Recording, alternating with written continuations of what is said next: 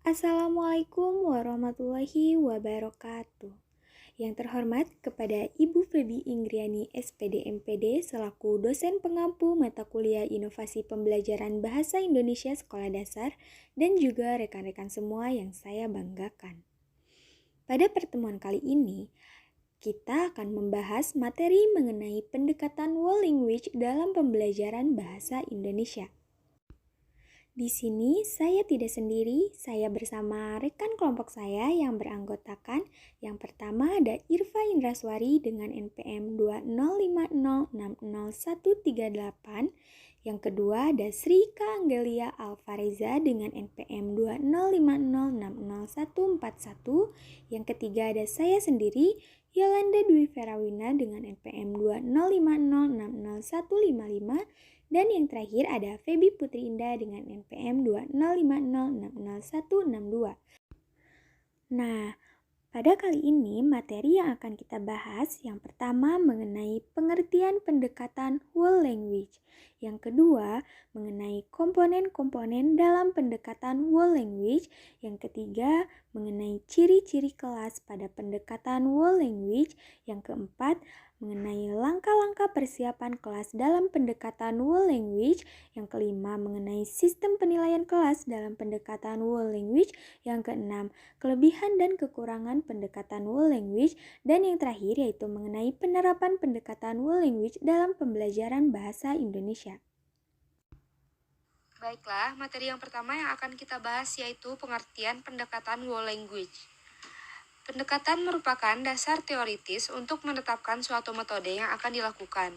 Sedangkan pendekatan world language merupakan sebuah pendekatan di mana kompetensi-kompetensi berbahasa saling dihubungkan di saat pembelajaran berlangsung sehingga di dalam pembelajaran dapat mencapai tujuan proses belajar mengajar di sekolah secara optimal. Nah, materi yang selanjutnya yaitu mengenai komponen-komponen pendekatan world language. Menurut Teuku Alamsyah, pada tahun 2007 halaman 14-17 menyebutkan bahwa ada 8 komponen world language. Di antaranya yang pertama ada reading aloud yang berarti membaca bersuara. Yang kedua ada journal writing atau menulis jurnal. Yang ketiga ada sustained silent reading. Yang keempat ada shared reading, yang kelima ada guided reading, yang keenam ada guided writing atau menulis terbimbing, yang ketujuh ada independent reading atau membaca bebas, dan yang terakhir ada independent writing atau menulis bebas. Baiklah, selanjutnya ada ciri-ciri kelas pada pendekatan world language. Yang pertama ada kelas penuh dengan barang cetakan, yang kedua ada siswa belajar melalui model atau contoh, yang ketiga ada siswa bekerja dan belajar sesuai dengan tingkat kemampuannya. Yang keempat ada siswa berbagi tanggung jawab dalam pembelajaran. Yang kelima ada siswa terlibat secara aktif dalam pembelajaran bermakna. Yang keenam ada siswa berani mengambil resiko dan bebas bereksperimen. Yang ketujuh ada siswa mendapat feedback positif dari guru maupun temannya. Nah, materi yang selanjutnya yaitu mengenai langkah-langkah persiapan kelas pada pendekatan world language. Yang pertama, guru mempersiapkan terlebih dahulu alat dan media pembelajaran yang digunakan dengan materi yang sesuai, serta menyiapkan lokasi untuk belajar dengan dibantu oleh peserta didik.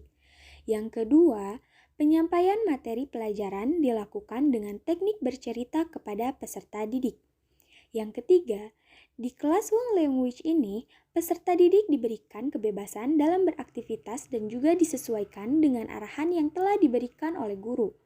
Yang keempat, menggunakan alat dan media yang telah disiapkan sebagai penunjang proses pembelajaran. Yang kelima, guru mengkondisikan peserta didik untuk turut melibatkan berbagai indera tubuh dalam proses pembelajaran. Yang keenam, selama proses pembelajaran, guru tidak hanya menyampaikan materi saja, akan tetapi juga mengevaluasi kemampuan berbahasa peserta didik. Yang ketujuh, mengaitkan materi pembelajaran dengan pengalaman hidup ataupun lingkungan yang ada di sekitar dengan tujuan agar dapat dengan mudah dipahami oleh peserta didik. Yang kedelapan, melakukan evaluasi dari pembelajaran berbahasa secara menyeluruh. Dan yang terakhir, guru memberikan tugas kepada peserta didik sesuai dengan komponen yang terdapat pada World Language sebagai penutupnya. Yang selanjutnya adalah penilaian dalam kelas pendekatan World Language. Penilaian di dalam kelas yang menggunakan World Language diharapkan guru dapat senantiasa memperhatikan segala kegiatan yang dilakukan oleh peserta didik. Penilaian dapat dilakukan dengan dua cara. Yang pertama adalah ketika proses pembelajaran. Di sini guru dapat memberikan penilaian dengan cara memperhatikan peserta didik ketika menulis, mendengarkan, maupun berdiskusi. Penilaian yang kedua adalah ketika bermain. Guru dapat memperhatikan dan memberikan penilaian ketika peserta didik sedang bercakap-cakap dengan temannya maupun dengan guru. Adapun untuk alat penilaian yang dapat digunakan oleh guru, yaitu seperti menggunakan lembar observasi, catatan anekdot, juga dengan penilaian secara portofolio, yaitu kumpulan hasil kerja peserta didik selama kegiatan pembelajaran. Dengan penilaian ini, perkembangan siswa dapat dinilai secara otentik. Kemudian yang selanjutnya adalah kelebihan pendekatan World Language menurut Tengku Alamsyah tahun 2007 halaman 23. Di sini, dalam kelas World Language, siswa berperan aktif dalam pembelajaran. Guru tidak perlu berdiri lagi di depan kelas untuk menyampaikan materi. Guru di sini sebagai fasilitator, yang mana guru berkeliling kelas mengamati dan kemudian mencatat kegiatan siswa. Dalam hal ini, guru menilai siswa secara informal. Nah, pendekatan World Language secara spesifik juga mengarahkan pada pembelajaran bahasa Indonesia, namun tidak menutup kemungkinan untuk diterapkan dalam pembelajaran lain, semisal dalam pembelajaran IPS, matematika, dan lain sebagainya. Nah, materi yang selanjutnya yaitu mengenai kekurangan pendekatan World Language. Pada poin pertama disebutkan oleh Anderson tahun 2007 pada halaman 21, yaitu perubahan menjadi kelas World Language memerlukan waktu yang cukup lama, karena perubahan ini harus dilakukan dengan hati-hati dan perlahan agar menghasilkan kelas World Language yang diinginkan. Yang kedua disebutkan oleh Puji Santoso pada tahun 2008, yaitu dalam penerapan World Language, guru juga harus memahami dulu komponen-komponen World Language agar pembelajaran dapat dilakukan secara maksimal. Untuk yang selanjutnya yaitu mengenai penerapan pendekatan World Language dalam pembelajaran bahasa Indonesia. Pada proses pembelajaran ini, siswa dominan untuk belajar secara mandiri. Siswa ditempatkan sebagai subjek, bukan objek.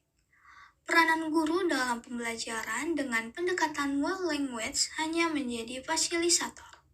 Guru bertugas untuk membimbing dan mengarahkan dalam suatu pemecahan masalah. Secara rinci, gambaran pembelajaran menulis pengalaman dengan menggunakan pendekatan World Language ini dapat dibagi menjadi 3 bagian, yaitu bagian persiapan, yang kedua bagian pelaksanaan, dan yang terakhir yaitu bagian penilaian atau evaluasi. Menurut Haryanto pada tahun 2009, pada bagian persiapan, penerapan pendekatan language pada tahap persiapan yaitu yang pertama, pembuatan rencana pelaksanaan pembelajaran atau RPP. RPP ini merupakan penggalan-penggalan kegiatan yang perlu dilakukan oleh guru untuk setiap pertemuan. Di dalamnya harus terlihat tindakan apa yang perlu dilakukan oleh guru, yaitu untuk mencapai ketuntasan kompetensi serta tindakan selanjutnya setelah pertemuan selesai. Yang kedua yaitu mempersiapkan bahan pelajaran seperti gambar, alur, menulis pengalaman. Lalu yang ketiga, mempersiapkan media pembelajaran yang akan digunakan. Media pembelajaran merupakan salah satu cara atau alat bantu yang digunakan dalam proses belajar mengajar. yaitu untuk merangsang pola pembelajaran agar dapat menunjang keberhasilan dari proses belajar mengajar sehingga kegiatan belajar dapat efektif untuk mencapai tujuan yang diinginkan. Lalu yang selanjutnya mempersiapkan berbagai jenis buku seperti majalah, koran, kamus, buku petunjuk, dan berbagai barang cetak lainnya. Lalu yang terakhir yaitu guru mempersiapkan lembar evaluasi, yaitu untuk menilai hasil dari proses menulis pengalaman siswa dalam mengikuti proses belajar mengajar di kelas. Selanjutnya yaitu bagian pelaksanaan. Pada bagian pelaksanaan terdapat 8 komponen, yaitu yang pertama reading aloud atau membaca bersuara, yaitu kegiatan membaca yang dilakukan oleh guru untuk siswanya. Lalu yang kedua, journal writing atau menulis jurnal. Pada kegiatan ini, guru dapat memberikan tugas kepada siswa, yaitu untuk menuliskan cerita pengalamannya. Lalu yang ketiga ada SSR atau Sustained Challenge Reading. Dalam kegiatan ini, siswa diberikan kesempatan untuk memilih sendiri buku atau materi yang akan dibacanya. Siswa dibiarkan memilih bacaan sesuai dengan kemampuannya sehingga mereka dapat menyelesaikan bacaan tersebut. Lalu yang selanjutnya yaitu shared reading, kegiatan membaca bersama antara guru dan siswa. Selanjutnya yaitu guide reading. Dalam guide reading ini, siswa membaca dan mendiskusikan buku yang sama. Yang selanjutnya yaitu guide reading atau menulis terbimbing. Yang selanjutnya yaitu membaca bebas. Pada tahap ini, siswa bertanggung jawab terhadap bacaan yang dipilihnya. Sehingga peran guru pun berubah menjadi seorang pemakarsa model dan pemberi tuntutan menjadi seorang pengamat, fasilitator, dan pemberi respon. Dalam membaca bebas ini dapat meningkatkan kemampuan membaca para siswa. Untuk bagian yang terakhir yaitu penilaian atau evaluasi. Dalam tahap evaluasi ini, guru mendapatkan gambaran ketercapaian siswa dalam mengikuti pembelajaran di kelas. Dalam tahap penilaian ini, guru dapat melakukan evaluasi dari hasil tulisan siswa. Yang dinilai dalam penulisan tersebut yaitu dari segi hasil dan proses, misalnya dari segi bahasa, isi, dan teknik atau sistematika penulisan. Sedangkan dari segi proses dapat dilihat dari keaktifan siswa selama mengikuti pembelajaran. Nah, setelah pemaparan materi tadi, izinkan saya untuk membacakan kesimpulannya ya. Jadi, pendekatan world language merupakan salah satu pendekatan pembelajaran bahasa yang dimana menyajikan pengajaran bahasa secara utuh atau tidak terpisah-pisah. Pendekatan world language ini memiliki 8 komponen, diantaranya yaitu membaca bersuara, menulis jurnal, membaca di dalam hati, kegiatan membaca bersama guru, guide reading, menulis terbimbing, dan juga menulis bebas.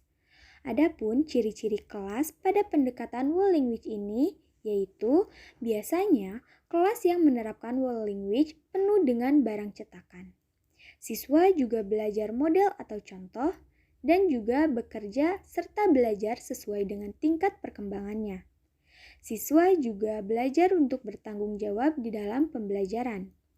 Nah, selain itu juga, guru dapat memberikan penilaian dengan cara memperhatikan peserta didik ketika peserta didik sedang menulis dan juga mendengarkan.